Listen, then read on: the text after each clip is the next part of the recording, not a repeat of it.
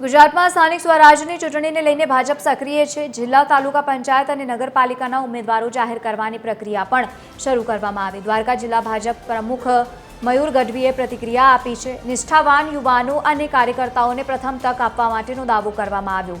વર્ષોથી જોડાયેલા કાર્યકર્તાઓને પ્રાથમિકતા આપવાનો ભાર મૂકવામાં આવ્યો છે। ચૂંટણીમાં ભવ્ય બહુમતી સાથે જીતનો વિશ્વાસ પણ વ્યક્ત કરતા દેખાયા।